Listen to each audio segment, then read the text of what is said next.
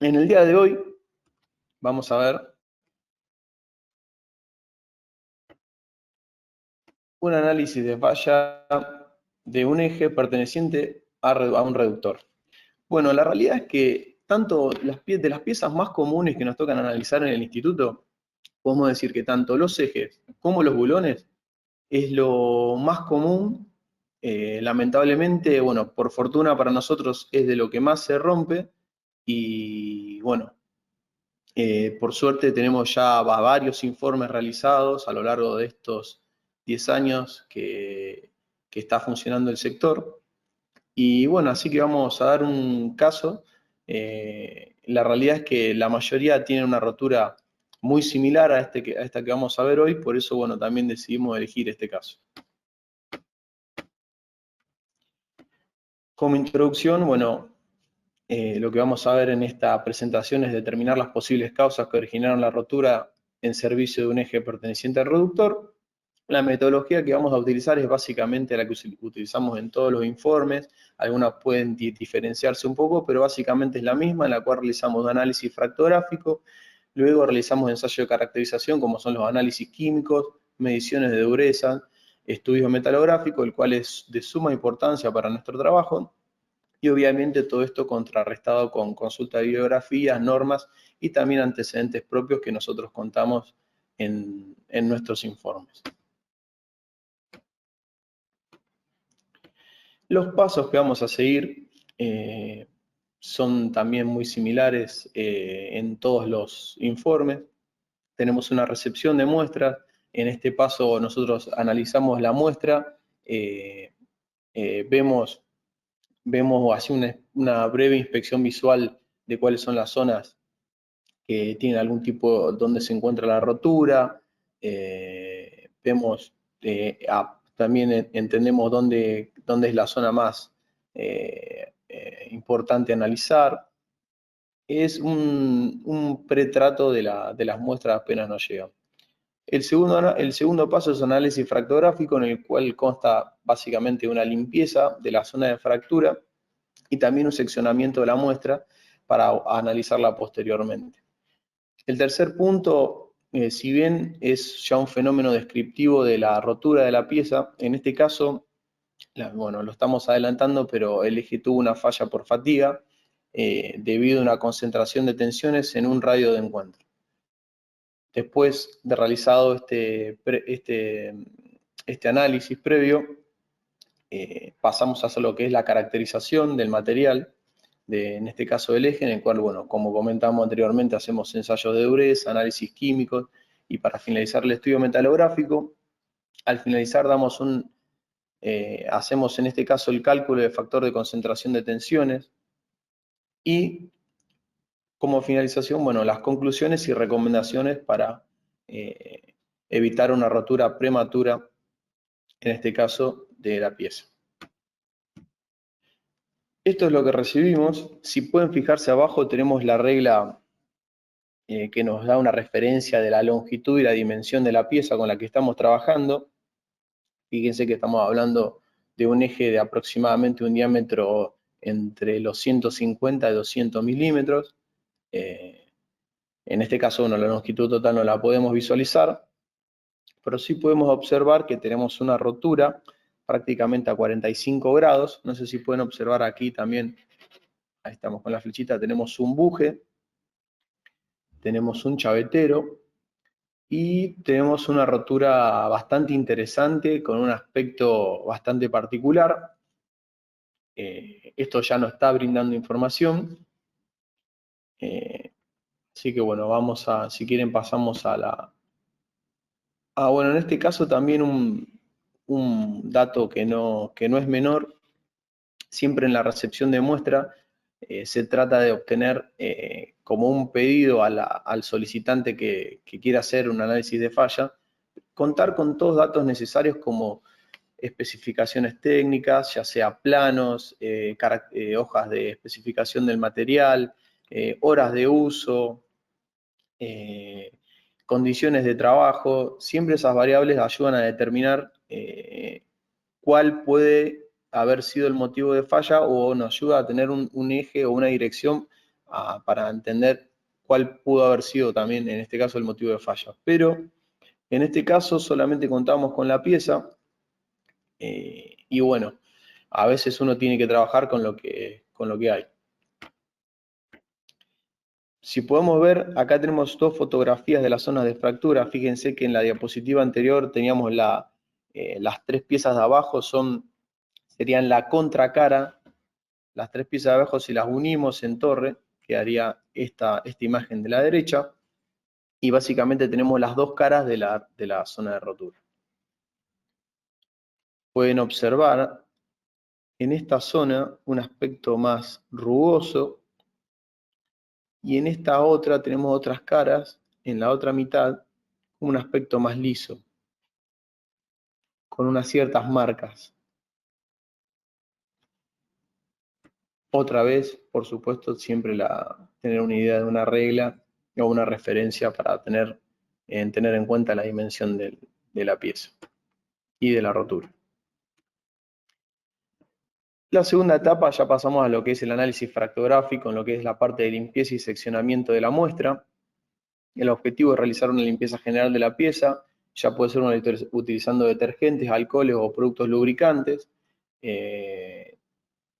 Siempre, bueno, tratando de usar cepillos con cerda plástica, pues para la idea siempre en este paso es no dañar en ninguna situación la rotura o la zona de fractura de la pieza. Posteriormente hacemos una inspección visual macro para determinar las áreas de análisis y seguir seccionando. Y al finalizar hacemos una limpieza minuciosa de la zona de fractura. Esta limpieza por lo general nosotros la realizamos con goma de borrar, debido a que la goma elimina toda la parte oscura de que puede tener, ya sea por grasa o por óxido, y no daña la zona de fractura, que es lo que nosotros analizamos siempre previamente para determinar el mecanismo de falla de la pieza. Bueno, en este caso podemos observar que existe, como les comentaba anteriormente, una zona rugosa y una zona lisa. Por lo general, las zonas rugosas están indicando zonas de rotura frágil e instantánea. Y las zonas lisas están más relacionadas con avances de fisuras progresivos. Este avance de fisura progresivo es el mecanismo conocido como fatiga.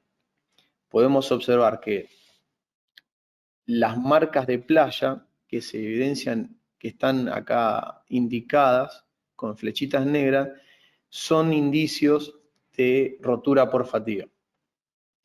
¿Qué significa? Si vemos una zona de fractura y vemos marcas de playa o marcas ratchet, estaríamos hablando de un proceso de fisuración progresivo.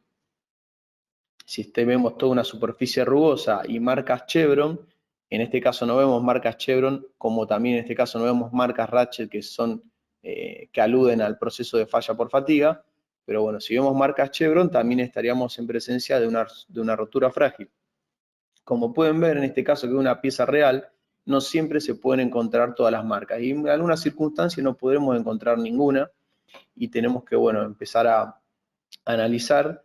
El paso siguiente a una inspección visual es una inspección con microscopía electrónica, en el cual podemos observar la superficie, obviamente un aumento muy superior, y ahí ya podemos realizar búsquedas en el caso de lo que es una rotura frágil, ya sea o una rotura dúctil instantánea, sea dimples o planos, o zonas planas, en las cuales son indicios de rotura frágiles, y en el caso de la fatiga lo que buscaríamos con el microscopio electrónico son marcas de estrías, que las marcas de estrías tienen una tendencia son como marcas de playa más pequeñas, que no se ven al ojo desnudo, sino hay que verlas en el microscopio electrónico, que siguen la tendencia del avance del progreso de la fisura. Bueno, en este caso, ¿qué identificamos en esta imagen? Tenemos marcas de playa, podemos empezar a hipotetizar que la rotura aconteció por fatiga. Y también tenemos una rotura frágil, que sería la última sección de la pieza que se mantuvo previo a todo el avance de la fisura y que soportó todas las tensiones de trabajo, y luego la pieza se fracturó instantáneamente. Ahora, ¿qué es lo que nos importa a nosotros? O lo que estamos buscando, es la zona de inicio de la fatiga. ¿Cuál fue el lugar donde comenzó la fisura y empezó a propagarse? En este caso no tenemos un indicio de una zona muy clara de cuál fue el avance. Entonces, no sé si recuerdan, en la primera imagen, vamos a ir un poco hacia atrás, aquí tenemos en esta zona un buje. ¿Qué es lo que procedimos a hacer? A eliminar este buje. Siempre, obviamente, los cortes hay que tener en cuenta que hay que hacerlos de forma refrigerada para no dañar tampoco la estructura del material. Entonces, bueno, lo que hicimos fue eliminar este buje y ver la pieza de esta forma. Aquí podemos ver que hay una fisura que continúa y acá está la zona del chavetero. Si vamos a ver, nos fijamos acá, desde otro ángulo, podemos ver la fisura que continúa y podemos ver el chavetero. A ver, es conocido que los chaveteros son zonas de concentraciones de tensiones, son zonas de transmisiones de esfuerzos. Entonces, siempre cuando nosotros recibimos una pieza que es un eje y tiene un lugar marcado para colocar la chaveta, por lo general las fisuras comienzan desde el chavetero. Entonces procedemos a hacer cortes porque en este caso la pieza, como nos llegó, se mantenía unida. Entonces empezamos a hacer cortes para dilucidar el recorrido de la fisura. Siempre el objetivo en este caso es encontrar el origen de la falla, el origen de la fisura. Luego que realizamos los cortes, podemos separar las superficies. Y bueno, fíjense todo este corte que tuvimos que realizar a lo largo del eje. Y una vez que lo pudimos separar,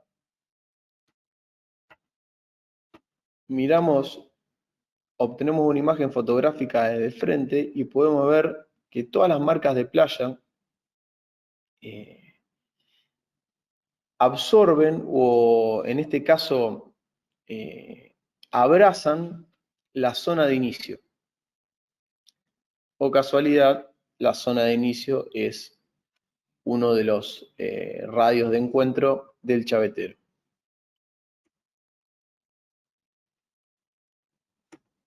En este caso, a ver, las marcas de playa, siempre que las tenemos en una superficie de fractura y tenemos la suerte de que se encuentran, podemos determinar la zona de inicio. Ahora, ¿siempre las zonas de inicio van a estar marcadas de esta forma o van a estar abrazando el punto de inicio? No siempre es así. No siempre es así porque a veces no tenemos marcas de playa y porque a veces tenemos múltiples inicios de la fisura. Entonces, esto que se ve en esta imagen de forma tan clara, como estamos mostrando también en esta imagen, no siempre se obtiene. En el curso que damos de análisis de fallas, vemos las distintas formas que pueden tener, pueden verse las marcas de playa, o las distintas formas de rotura de una pieza, puede ser de un eje, en función también de los esfuerzos a los que está sometido, y vemos que podemos tener distintas morfologías de marca de playa, pero que también nos dan un indicio de cómo aconteció o cómo inició la rotura. Bueno, en este caso podemos ver que a nuestra forma de ver la falla es claro el origen, y bueno, obviamente remite al chavetero, con lo cual también no solamente es una cuestión empírica al estar viendo esto, sino también viene también de la parte teórica, porque estas zonas de encuentro, estos radios, de mecanizado son zonas de concentraciones de tensiones. Entonces juntamos la parte teórica junto con la parte práctica y vemos que tienen un común y todas apuntan hacia lo mismo. Ese es un poco también el sentido del análisis que hacemos nosotros cuando recibimos una pieza. Tratar de analizarlo desde distintos ensayos, desde distintos ángulos y relacionar la parte teórica con la información que tenemos en los ensayos, con la empírica, y tratar de que todo confluya a un mismo análisis y que ahí podemos determinar, en función de ese resultado, mejoras para evitar que vuelva a suceder.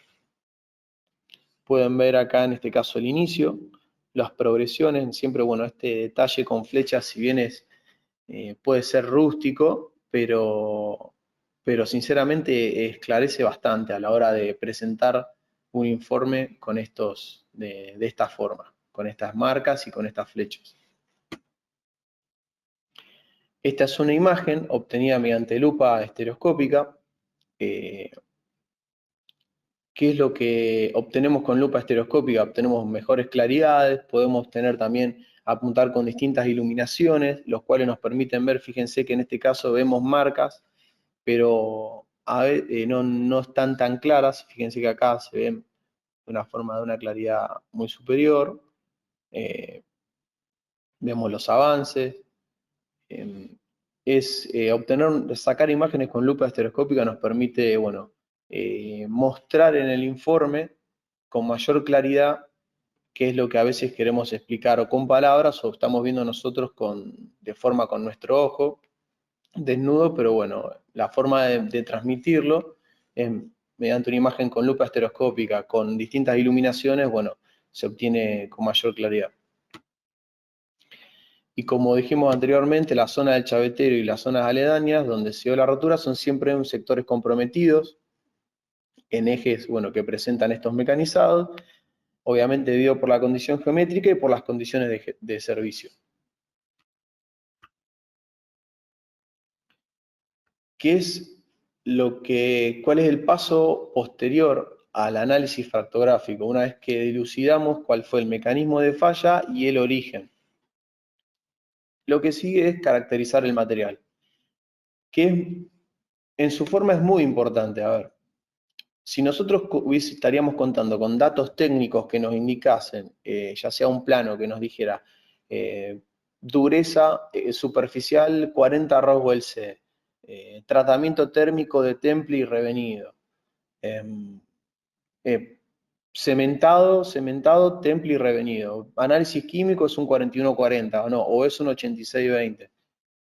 O sea, el material que sea. Nosotros cuando hacemos los ensayos de caracterización podemos en primera instancia compararlo con lo que nos está, con lo que dice el plano que debería hacer y con lo que el proveedor debería proveer.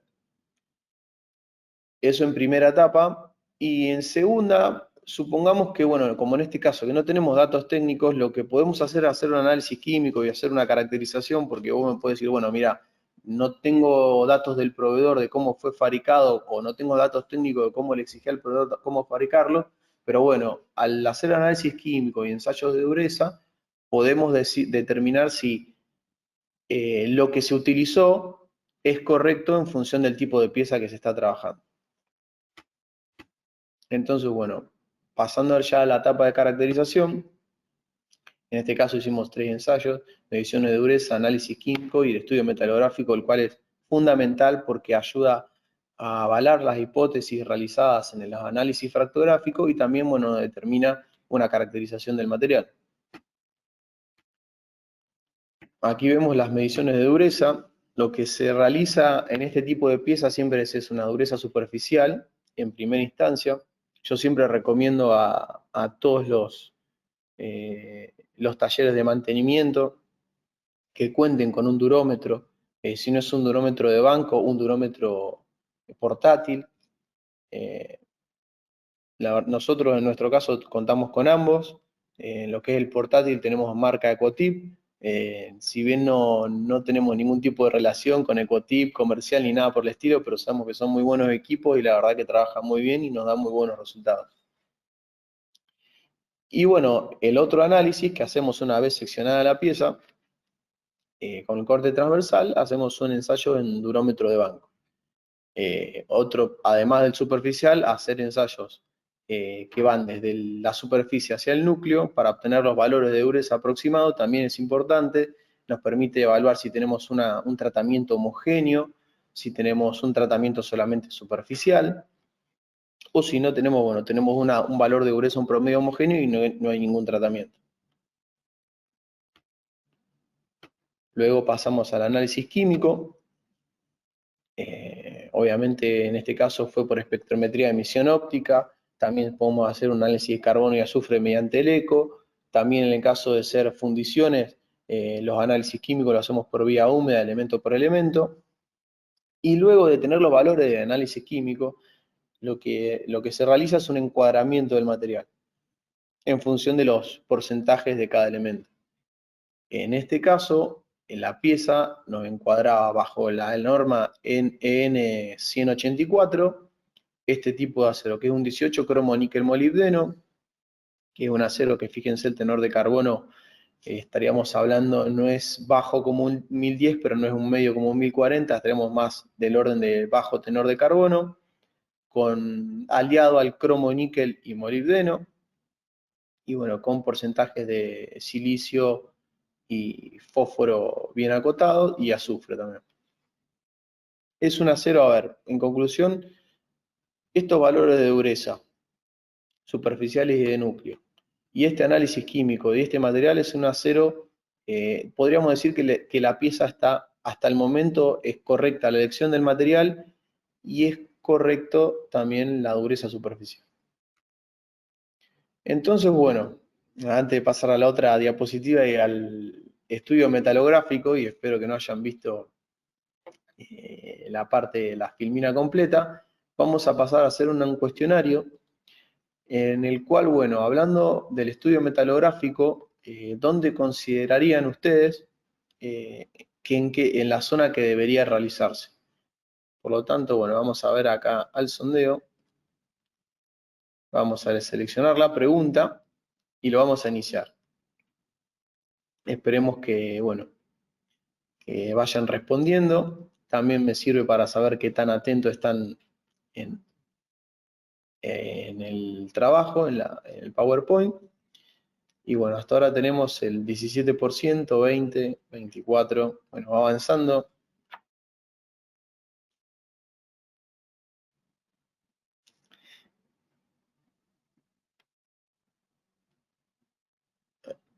Vamos a dar un minuto, van 30 segundos. Y después vamos a continuar con la presentación.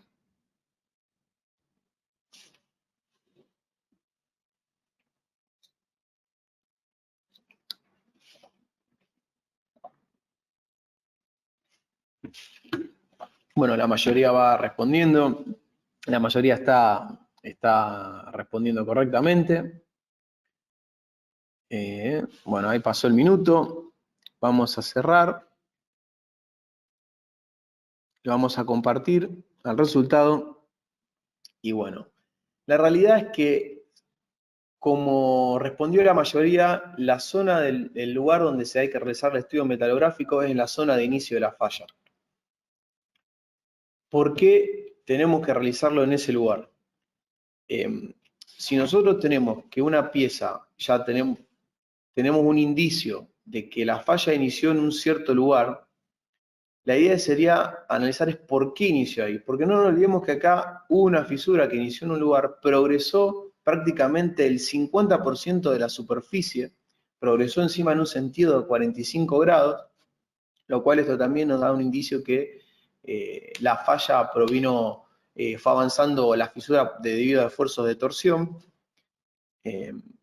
Y bueno, la idea es saber por qué inició ahí.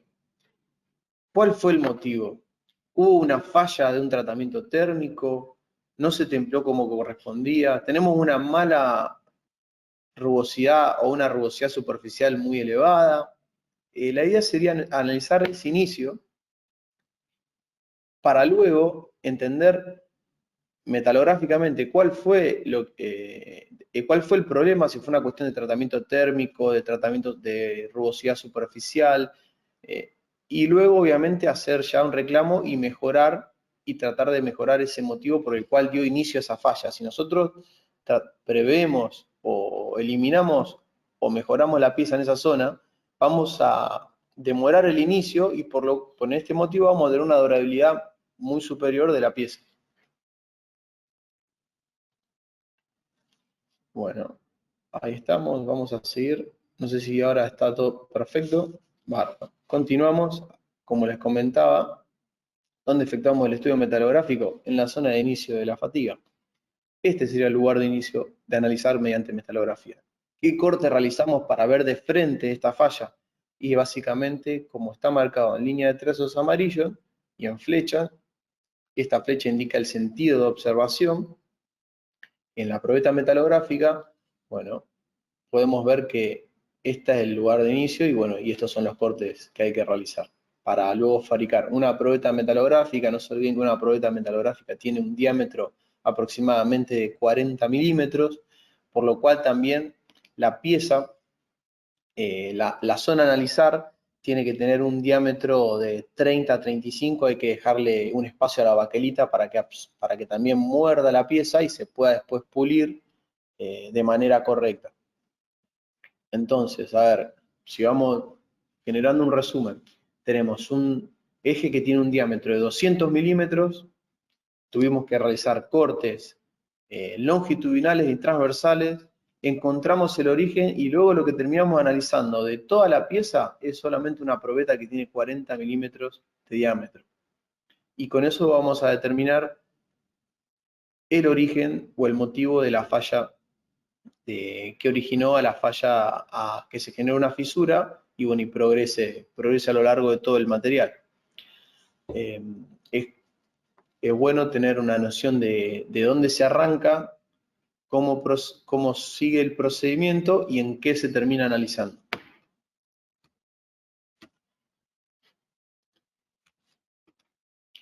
Bueno, fabricado la probeta, pulida, atacada con nital, en este caso a un 2%, podemos observar que el estudio metalográfico lo que nos revela en la estructura es una estructura constituida en su totalidad por vainita revenida.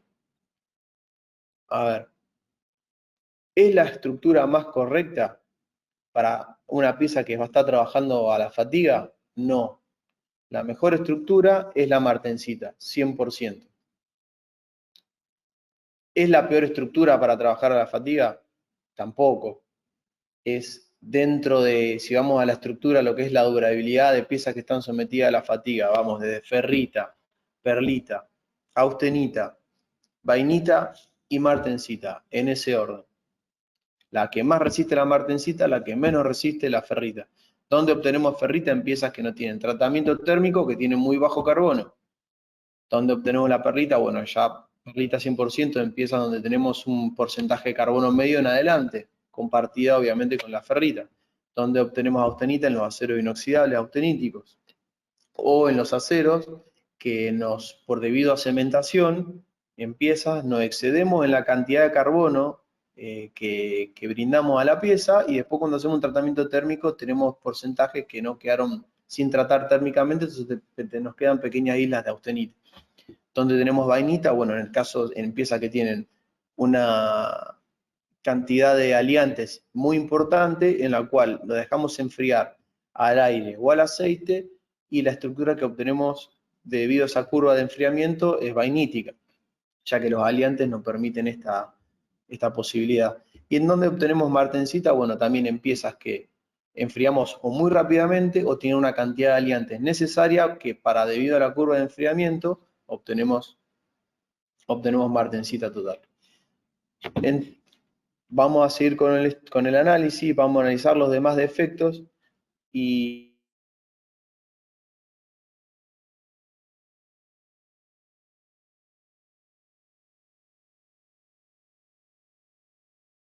mejorable la pieza. Notar que es conveniente tener una estructura martensítica debido a que esta pieza está sometida a trabajo de fatiga y la martensita brinda una mayor resistencia a los trabajos de fatiga, vamos a ver si es el principal origen del motivo de la falla de la pieza. Como le había comentado anteriormente, los radios de encuentro son radios donde se concentran mucho las tensiones, por lo cual es nuestro deber analizarlo y en cierta forma hacer un cálculo para determinar cuáles son las concentraciones de tensiones que se generan en esa zona.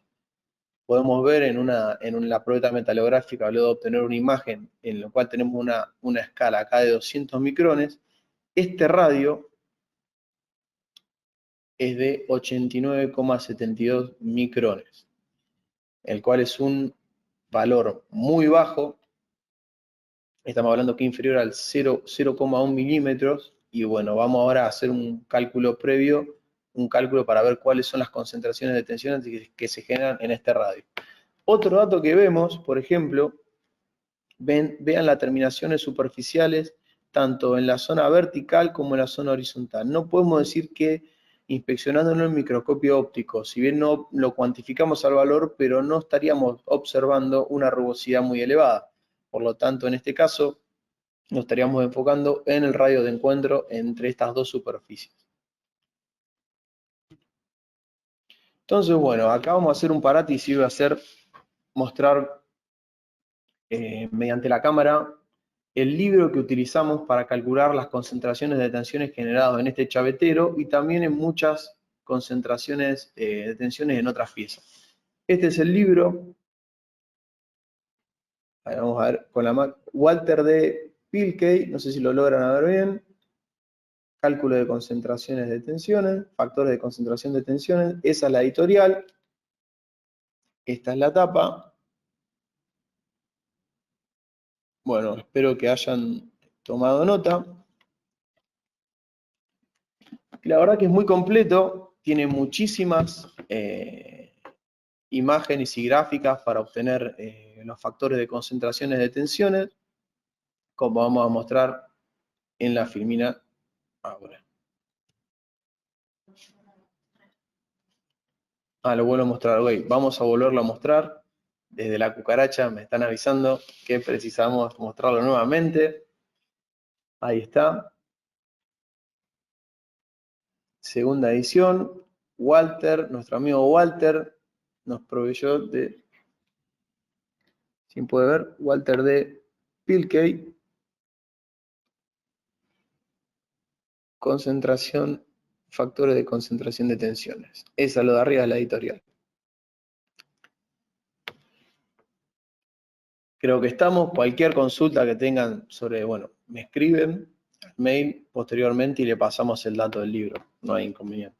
Pero ahora vamos a seguir porque el tiempo es tirano. Bueno, como les comentaba, mediante el uso de bibliografía se procedió a calcular el factor de concentración de tensiones generado en el chavetero. Esta concentración se puede calcular mediante la figura siguiente. Bueno, esta es una de las imágenes típicas que nos vamos a encontrar en este libro, en el cual, fíjense que con lo que se realiza obviamente son cálculos de radios sobre diámetros. También, entonces fíjense que tenemos este radio, teníamos este diámetro, el valor es 0,000625. Con este valor se puede observar que no es posible estimar gráficamente el factor de K, el factor de concentración. Fíjense que en la gráfica nos da, en esta zona está marcado en rojo, y cuando nos vamos subiendo, vemos que ni siquiera es capaz de interpolar con la gráfica, con la asíntota.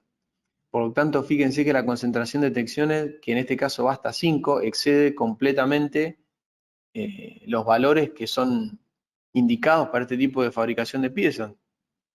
También,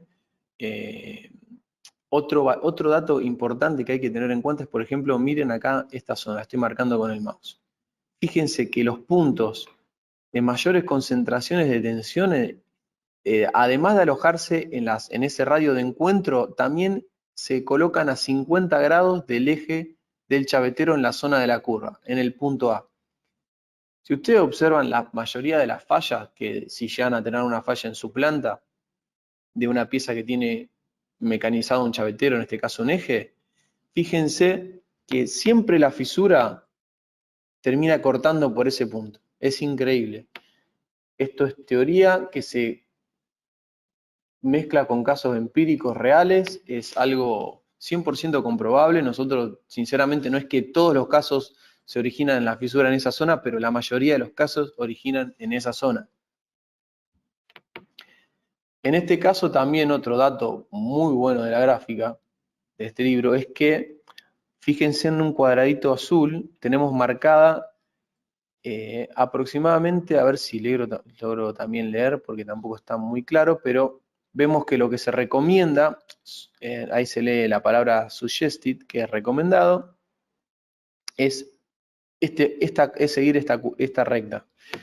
Recomiendan un valor de división entre el diámetro del eje y el radio del chavetero de 0,02. Bueno, si hacemos el camino inverso y despejamos el radio para obtener el radio del chavetero, nos va a dar que con un radio de 3,2 milímetros, fíjense, de 0,1 milímetros a 3,2 milímetros o superior, vamos a obtener una concentración de tensiones de lo que se entiende como adecuada y lógica para este tipo de diámetro y en este tipo de pieza. Para finalizar, como conclusiones y recomendaciones, el colapso del estudio se dio por el mecanismo de rotura progresivo de fatiga, con un inicio ubicado sobre uno de los radios de encuentro del chavetero. En este tipo de piezas, el chavetero, debido a su condición geométrica y a la forma de trabajo, es una zona donde se generan elevadas concentraciones de tensión. La dureza superficial de la pieza se ubicó en el orden de los 40,3 Rowells. El análisis químico reveló que el eje fue construido a partir de un acero de bajo tenor de carbono aliado con cromo, níquel y molibdeno, el cual encuadraría tentativamente dentro del grado 18 cromo, níquel, molibdeno 76. Un paréntesis para tener en cuenta, cuando tenemos dureza y tenemos análisis químico y estudio metalográfico para saber los tratamientos térmicos que tuvo la pieza, estos ensayos de caracterización también son de mucha importancia en el caso que se quiera hacer un reemplazo de alguna importación de alguna pieza. No nos olvidemos que más en esta época de pandemia, donde traer una pieza del exterior es complejo y tenemos que arreglarnos para fabricar una pieza con los aceros que tenemos acá, al hacer un análisis químico, podemos después, y un ensayo de dureza y estudio metalográfico, podemos tratar de encontrarle la vuelta a los aceros que tenemos comercialmente en Argentina y encontrar, si bien a veces no el similar, pero sí el más adecuado para el tipo de trabajo, el tipo de pieza y que responda de forma similar con el que ya fue fabricado o construido la máquina.